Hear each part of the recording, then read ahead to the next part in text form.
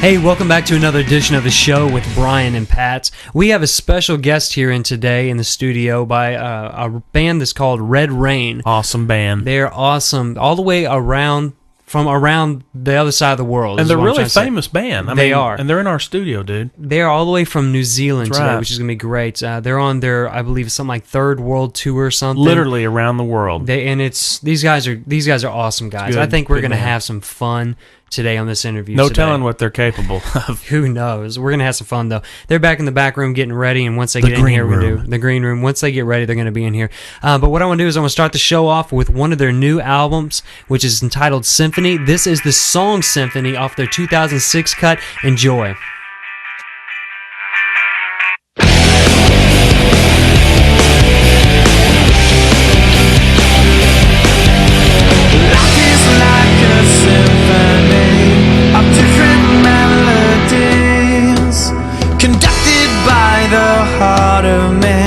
In many different keys, the colors of the rainbow tell a story for all time of how the world came tumbling down and lives to see another day. Living life with you, I feel alive. Everywhere I go, I feel alive. Living life with you is where I want to live. Living life with you, I feel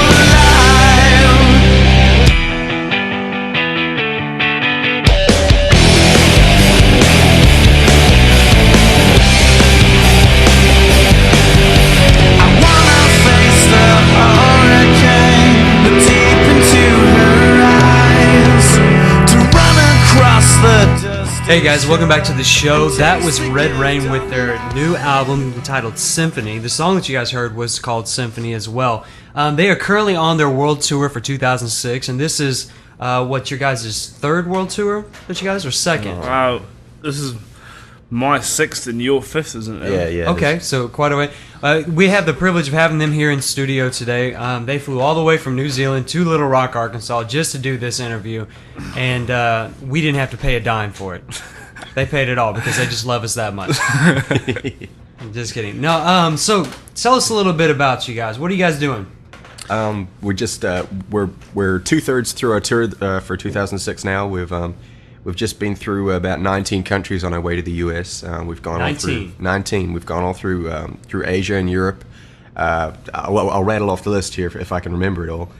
We've gone through Singapore, India. We went to Pakistan. We went to Dubai, England, Scotland, France, Monaco, Germany, Belgium, Ukraine, Austria, Hungary, Poland, Lithuania. Now we're in the US. Yeah. Wow. So anyway, we're in America now. So what We're you're loving saying it. is you got all those countries just to get to us. Is that just to get us prepared, warmed up, practiced up, so we can hit you guys? Nice. So what is it like to be in all these different countries? I mean, you guys tour, 10 months out of the year or so. What is it like literally going around the world in 10 months? I'm quite used to it now. This is my 6th year, as I said before, and it just becomes a part of your lifestyle, you know? I mean, instead of your 9-to-5 job isn't really 9 to 5, it's 24 hours, but you get to hang out in different parts of the world and meet different people, and it's exciting. I mean, it's a little tiring, you know. The road is not easy by any means, but it's always exciting, you know. You never know what's going to happen. So Yeah. Cool. Well, what is one of the things that stands out the most whenever it comes to you guys touring around the world? What's an interesting story you guys have? Let's look at 2006. What is something that happened interesting to you guys?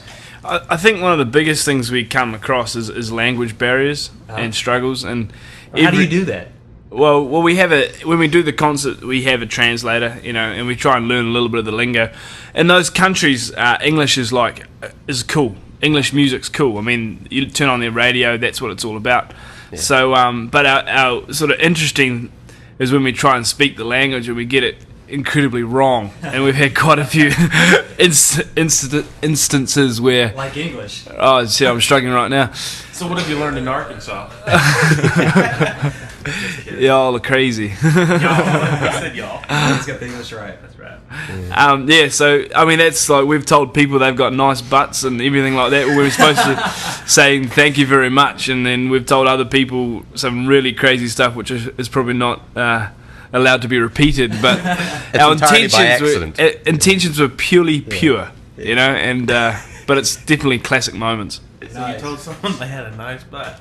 Yeah, well, in France, if you say merci beaucoup, that's thank you very much, right? But if you say merci beaucoup, you're saying thank you, nice ass. Right. Nice. Okay. Yeah. We'll remember not to say that one. Yeah, just get it right. T told everyone in France they had nice butts, but that's okay. From the stage. Oh, from the stage. yeah. 500 teenagers just suddenly just fell about laughing. It was quite entertaining. That is awesome right there. Yeah. That is great. So, what are some other languages that you've learned or that you know China. parts of? You learn a bit of everything, eh, Dave? I mean, I focused on the French, you focused on the German, Yeah. and Give us a little bit of German. Something that doesn't say nice butt. Oh, we got a few German stories. German. Okay. Was ist das? Wo ist das Klo? Sorry. Wo ist das Klo is very important, and when need we're to on know stage, it's where is the can, but Very wo important. is das Klo? Very important. Dos Klo. Wo is das Klo? Okay, I'll let y'all say it if I have to go over that. Right. While we're recording this, if I ever have to go to the bathroom, I'll just play on the laptop. Hey, Wo is das Klo? and it'll say that. At no point. Okay, gotcha. Cool. What's some other stories you got from Germany? Fascinating stories from Germany. There's a few about Steve, but You know, what? What have we we done? can tell that story. Shall we start? we need to be really careful with it. I was playing a game of soccer, extremely hot day, Uh-huh. and you know when you're hot, and you say you're hot, you say I'm hot in English. It's hot. I'm hot. Whew, you're burning hot. up. Right. You've been working hard. And with my little bit of a attempt to sort of speak to the German people, I said I'm hot, which translates basically is Ich bin heiß, right? And I worked that out myself, and I was very proud of myself. But to see everyone go bright red and crack up laughing, sort of realised I did something wrong, and they explained to me that to say it that way, I'm saying I am hot, but that means I am ready for action. I am on Nice. heat. I'm So like I'm on if heat. you picture a dog, if you picture a dog on heat, that's what I'm saying. So is this is during soccer, right? I get off the field talking to the people on the sideline, and we're the band, so they were hanging out to see us and talk to us, and I just said, "Hey, ich bin heiß," and they just lost it completely, and I realised that I just made a big mistake. So if you're ever there, heiß, hot is a feeling, so it's mir ist heiß. Okay. It's not ich bin, I am, it's I feel. Very important. Okay. Well, hey, I'll tell you what, guys. We're going to take a break real quick and hear a little bit from our sponsors. We'll come right back and we'll talk with you guys here on the show. The show with Brian